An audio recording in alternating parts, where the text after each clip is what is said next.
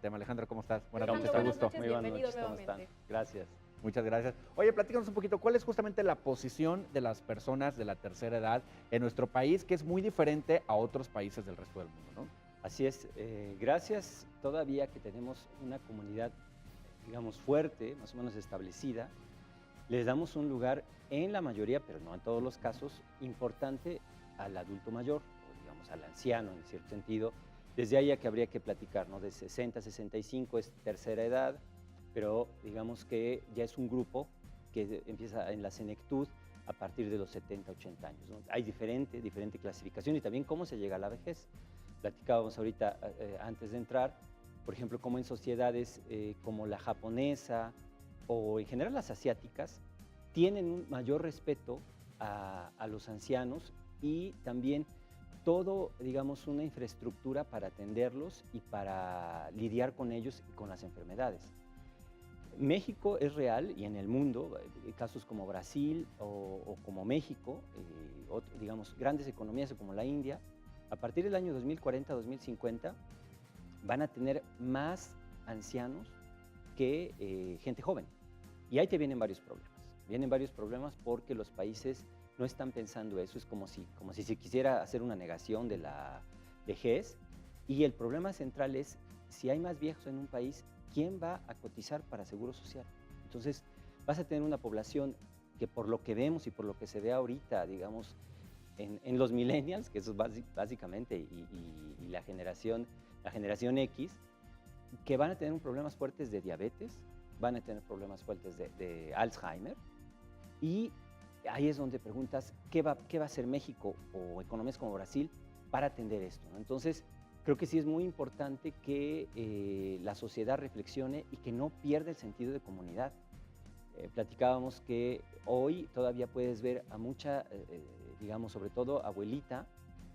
¿Cuánta abuelita en México, en Puebla, va a dejar a sus niños a la escuela en la mañana? Son muchísimas. Y gracias a ellas los niños pueden ir.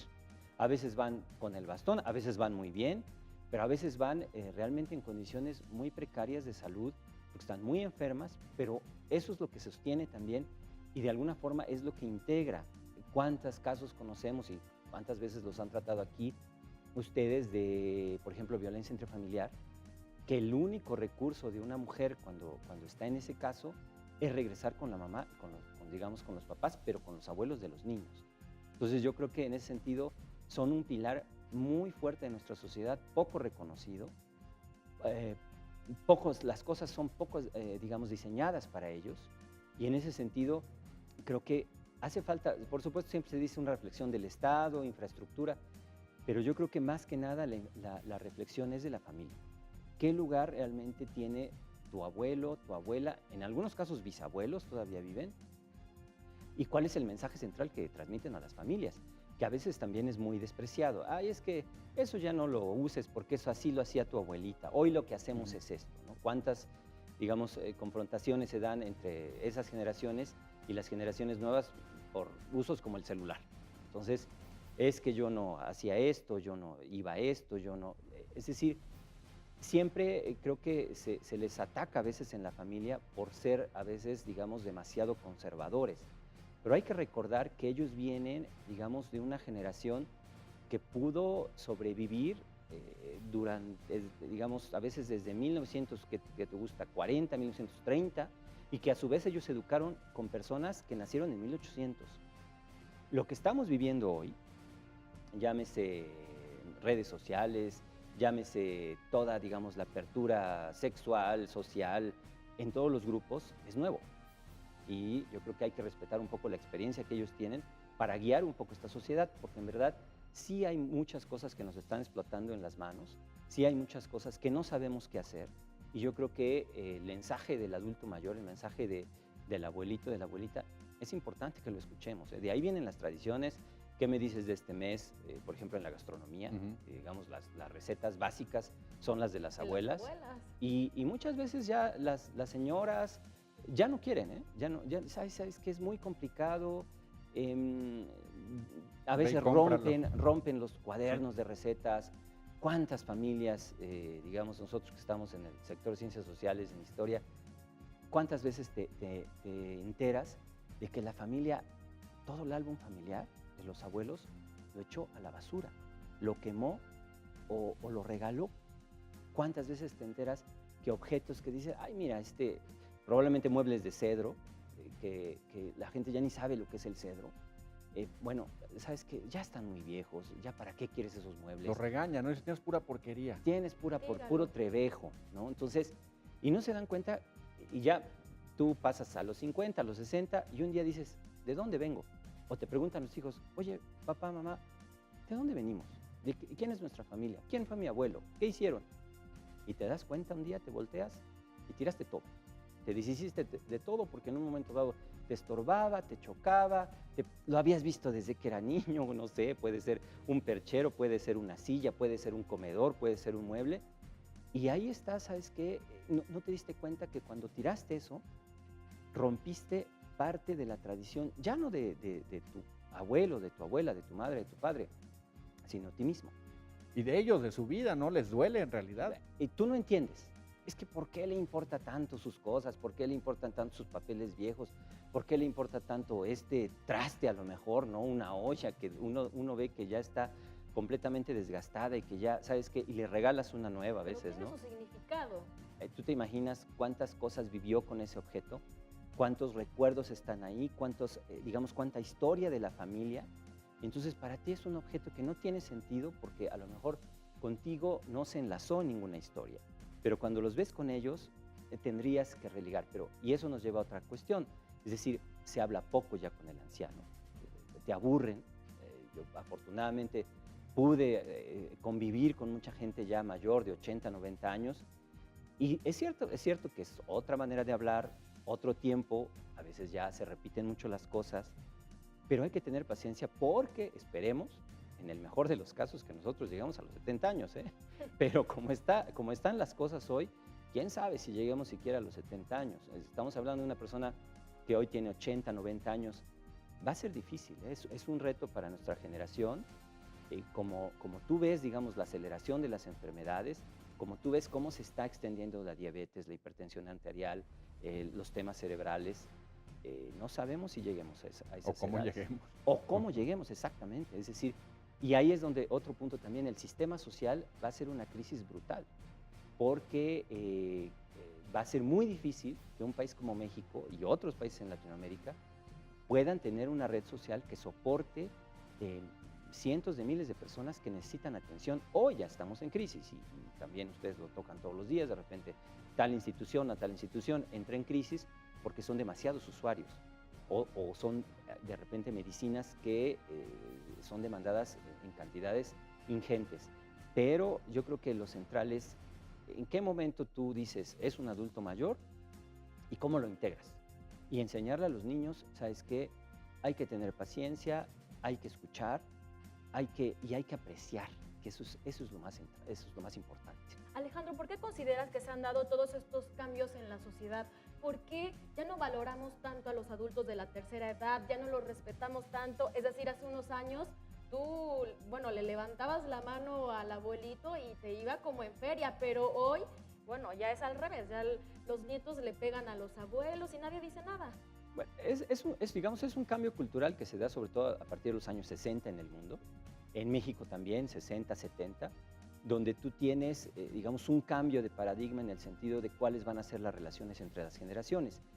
Básicamente por un discurso que te viene a decir que todo lo nuevo es mejor y que todo lo viejo, todo lo que se hizo antes, no tiene sentido. Es decir, por eso estamos mal. Empieza un discurso así, por eso, mira, los problemas del mundo fue porque la generación anterior no supo cómo hacerlo, nosotros vamos a hacerlo bien, y eso se decía en los años 60 y 70. Ahora vemos que tampoco se supo cómo hacerlo, y estamos en una crisis brutal en el 2017 en diversos ámbitos, en económico, ecológico, en fin. Pero ese fue el discurso. Entonces, digamos, en los discursos centrales de las instituciones fueron, lo viejo no sirve, ¿no? ¿Qué me dicen, por ejemplo, de los medios, ¿no? Decir, ¿sabes qué? Todo lo que hicieron antes no sirve. Ahora vamos nosotros y vamos a hacerlo todo nuevo, y hoy las redes sociales son nuevas, y hay una revolución, y todo lo que, digamos, a veces tú lo ves, por ejemplo, con la música. Antes un hit te duraba un año o 6 meses, hoy te dura un mes. Entonces, Eso es una aceleración brutal de todas las cosas y todos nos vamos haciendo obsoletos. En ese sentido, yo creo que hay que reflexionar, hay que tomar una pausa y decir, no, es que no podemos ir tan rápido porque al final es un sistema que nos autoconsume y que finalmente desplaza a toda una generación que tiene mucho que dar, pero que nosotros no estamos escuchando. Eso es real. Que no la estamos aprovechando. Por supuesto, que no estamos aprovechando. Oye, Alejandra, además, no sé si por idiosincrasia, por tema cultural, los abuelitos pues son diferentes en todas partes del mundo, ¿no? A lo mejor aquí en México quieren estar integrados con la familia, si los llevas a un asilo, aunque sea de día, bueno, se enojan, piensan que ya los estás abandonando, pero en algunos otros países como Estados Unidos, incluso ellos se preparan para llegar a su edad adulta y dicen, pues voy a comprar una casita en la playa, me voy a ir al lugar tranquilo, allá voy a pasar mis últimos días. Así es, estás hablando, digamos, de matrices sociales diferentes, ¿no? Es decir, la sociedad norteamericana lo primero que tiene en mente es la independencia. Tú vivir a los 20 años con tu familia es básicamente un pecado en las sociedades industriales, llámese Inglaterra, llámese Estados Unidos, llámese Francia, digamos, las sociedades occidentales industrializadas dirían que es un pecado. Es decir, ¿sabes cómo puedes estar viviendo a los 20 años? Eres básicamente un mantenido o una mantenida. Pero en América Latina, digamos, con un formato social más tradicional, eso se ve mal. Entonces, digamos, en Estados Unidos se prepara toda la sociedad para tener un espacio, digamos, aparte. ¿Cuántas películas, digamos, los que hemos visto en que una persona va a visitar a su mamá, a su papá, a sus abuelos cada año, o a veces cada 2 años, o cada 3, 4 años? Eso es, digamos, son diferentes marcos sociales. En México es difícil que se dé eso, básicamente por una historia. Es decir, nosotros somos una sociedad latina donde los lazos sociales son más importantes. Yo creo que donde va a haber una crisis, y está habiendo una crisis muy fuerte, son las sociedades occidentales industrializadas. Tienes muchísimos casos, por ejemplo, en París, donde los ancianos pueden morirse y quedarse en su departamento durante una semana, y lo que alerta a los vecinos es el olor, la pestilencia del cadáver, que nadie se dio cuenta, que los hijos viven quizá en otro país o en otra región de Francia y se dan cuenta. Creo que ese no es el modelo. Creo que el modelo es, digamos, una sociedad que integra. Veía recientemente un dato, el año pasado en el Distrito Federal, bueno, en la Ciudad de México, lo que hoy se llama Ciudad de México, 800 abuelitos fueron abandonados en hospitales. Es decir, la gente llegó, los metió a una institución hospitalaria y no regresó. No contestaron teléfono, no dejaron ningún dato, 800 abuelitos. Es decir, también en México esto va subiendo. ¿Por qué? Porque hay, digamos, una negación ya, decir, bueno, ¿por qué me voy a hacer cargo de ti? En algunos casos no es el tío lejano o la tía lejana o la prima lejana, no, es tu propio padre o madre.